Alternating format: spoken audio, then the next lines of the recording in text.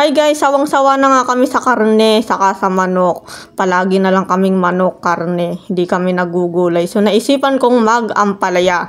So ang gagawin ko ay tortang ampalaya.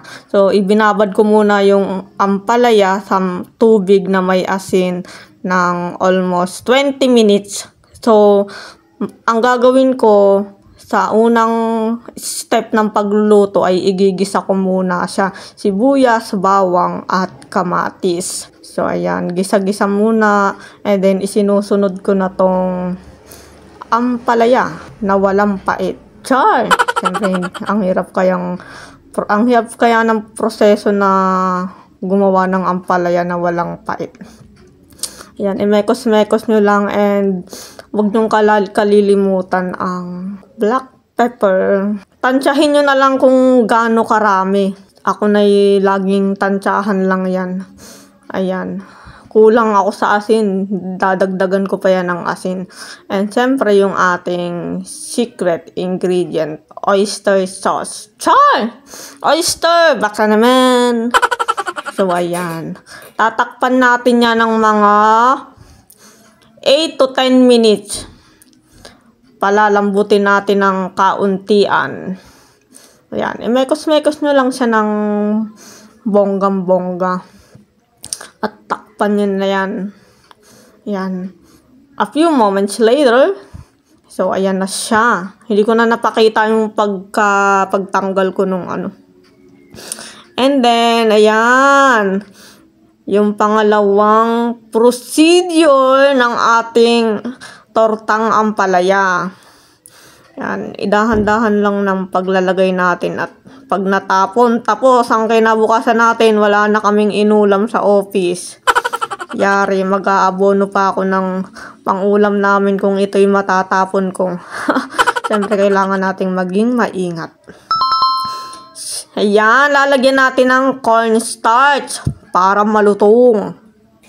Ayan. Ewan ko, hindi advisable yung harina. Laging cornstarch. And then, ayan, spring onion or onion leek. Kung tawagin. And, mix well. Ayan, i-mix natin ng bonggam-bongga. Hanggang ma-dissolve yung cornstarch. Ayan, bonggam-bongga lang yung ating paghahalo-halo. Kulang pa ng cornstarch. Nilahat ko na, mura lang yung cornstarch na yung 10 pesos. Tira yun nung nag-fried chicken kami. Kaya naisip ko, magprito na lang. Tapos sabi nga nung ibang ka-office mate ko, wag nang iba na lang. So naisip ko, ampalaya. Gagawin nating torta. Ayan. Lalagyan natin siya ng 5 perasong itlog. Kayo na ang bahala kung gaano kadami yung nyo ilalagay na itlog. Ako ay 5. Para masarap, bonggang-bongga. Muna tayo. Simulan na natin ang pagmimix ulit. Mekos-mekos muna yan. Ayan. Kailangan ng pagmimekos-mekos ay may halong pagmamahal para masarap ang maging lasa. So, ayan. Ganyan ang itsura dapat. Ayan. Mix na mix siya ng bonggang-bongga. Sabay ipiprito na natin. Ipo-form mo siya ng parang burger patty. Ayan. Kayo na ang bahala kung gaano kalaki yung form nyo ng pagpiprito nyo yan.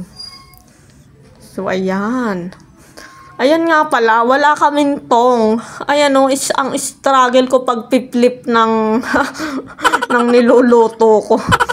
Kasi naman pag hindi ko inayos yung pagpiplip ko, ay ba'y tatalsik sa akin yung mantika, ay di tayo ipaso. Ayan, kahirap-hirap ba naman. Ayan, basta struggle nga ako dyan dahil wala nga kaming tong, kaya pinagtsatsagaan ko yung Sansei. Sansei ba? Basta yung sandok na yan. Pinagtsatsagaan ko. Ay, yan na naman tayo. Take 2. Galingan mo kasi. Ayan na. Take 3. Di ayan. Makakaraos din tayo sa paroroonan. Makakaluto din tayo kahit tayo hirap sa pagpiplip ng ating Ampalaya Pati. So, ayan. Ay, kwento ko nga pala sa inyo yung nangyari. Ay, di naluto ko na nga yung 3 na yan. Abay, maglalagay na ako ng isa. Ay, biglang nawalan ba ng gasol? Ano nangyari dun sa kapitbahay namin coffee shop ako nakiluto? Pagkatapos naming magluto ay saka dumating yung in-order kong gasol. At sa awa ng Diyos, kami nakaluto din. So, ayan. Marami din akong nagawa. Ang budget ko dyan ay 300 pesos. Siguro malampas 10 yun. Yung nagawa ko na yun. Budget meal lang. Ang makakakain na ay mga 8 tao. O diba? Sulit na yung 300 pesos. I hope na may natutuhan kayo for today's video. Thank you so much for watching, guys.